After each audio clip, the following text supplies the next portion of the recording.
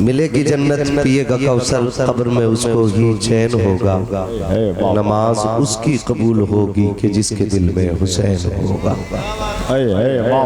اللہ ان گھروں کو سلامت رکھے جس میں حضور کی نسلوں کا پیار پھلتا ہے اور اپنے بچوں کو حضور کی اولاد کا پیار سکھایا کرے اپنے بچوں کو کربلا والوں کی محبتیں سکھایا کرے اپنے بچوں کو فاطمہ زہرا کے شہزادوں کی باتیں بتایا کرے اس لیے کہ اگر صرف تاریخ کربلا ہی کو آپ دیکھیں تو تاریخ کربلا ایک مکمل انسانیت کا درس دیتی ہے میں یہ تو نہیں جانتا اس تاریخ کو کس نے کس نظریے سے پڑھا اور کس زاویے سے دیکھا لیکن اتنا جانتا ہوں کہ جو تاریخ کربلا کو دل اور سر کی آنکھوں سے کھول کے پڑھ لیتا ہے نا پھر اسے جینے کا بھی ہنر آ جاتا ہے مرنے کا بھی سلیقہ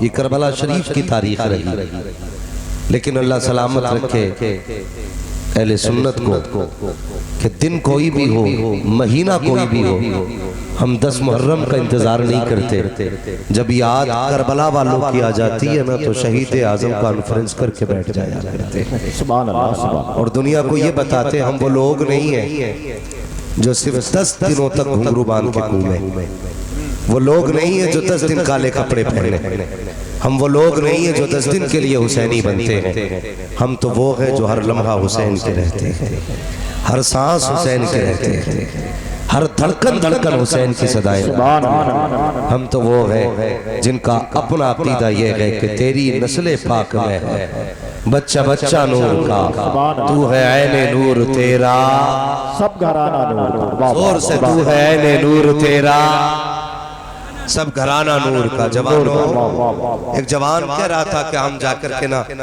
لال قلعے پہ جھنڈا لہرائے رہے جوانیوں کے بھی عالم دیکھو ایک جوان کہہ رہا تھا ہم لال قلعے پہ جھنڈا لہرائے رہے وہ 12ویں کا جھنڈا لے کے کھڑا تھا تو پورا ہل رہا تھا اب جوانی نہیں رہ گئی یاد رکھیے جوانی نہیں رہ گئی اب تو جوانی سے پہلے بڑھاپے آ رہے ہم لوگوں کی بھی کوئی جوانی تو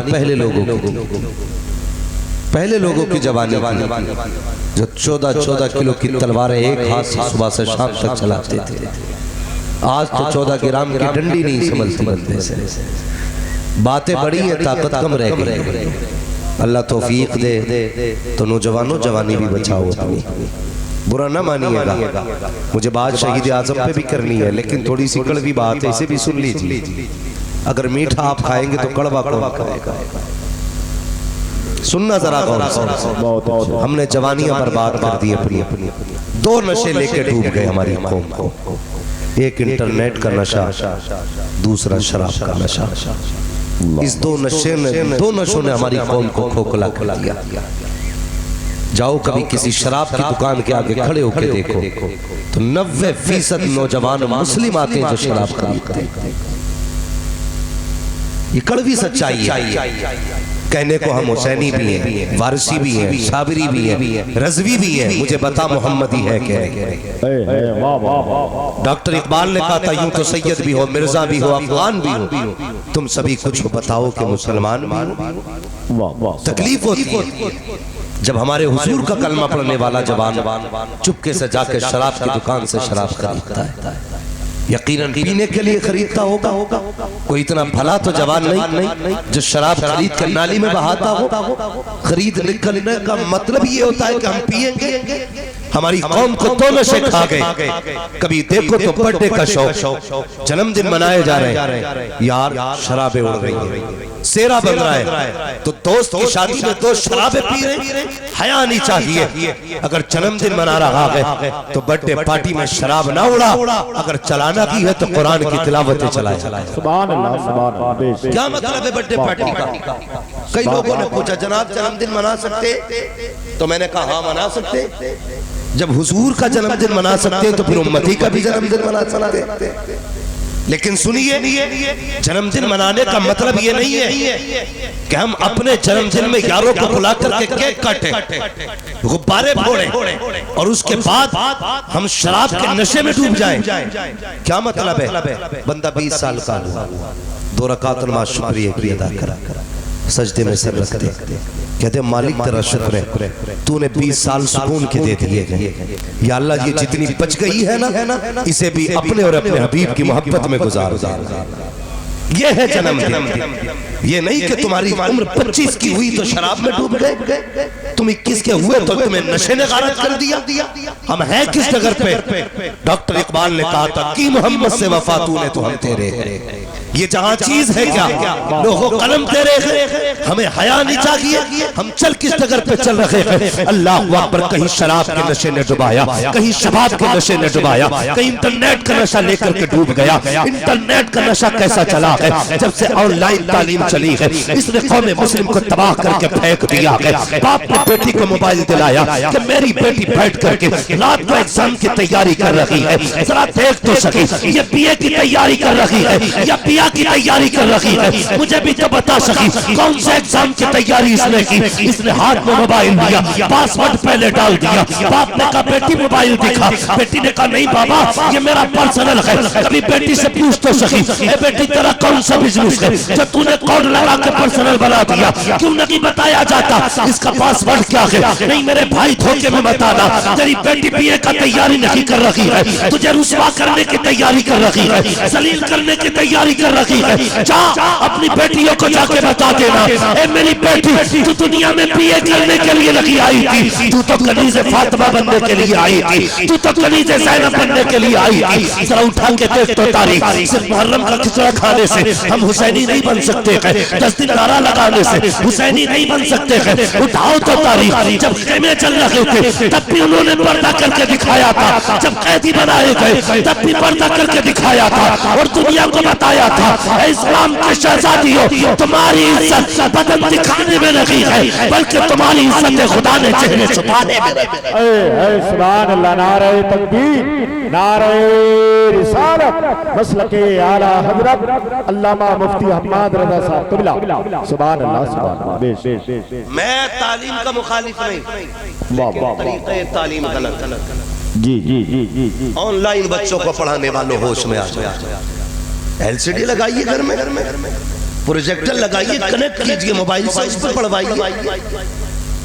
راتوں میں یہ رضائی کے اندر منہ دے کے کون سی تعلیم ہوتی ہے؟ بھول گئے ہم؟ آج جو بیٹیاں باپ کا منہ کالا کر کے جا رہی ہے اسی آن لائن کا نتیجہ ہے۔ کیا کبھی تم نے سنا تھا اب سے پہلے کہ کوئی داڑھی والے کی بیٹی غیر مسلم کے بستر پہ جا کے لیٹی ہو؟ آج قوم کو یہ دن کیوں دیکھنے پڑے؟ صرف ہم نے حضور کی تعلیم بھلا دی ہے، مصطفیٰ کا دیا ہوا طریقہ ہم نے نظر انداز کر دیا۔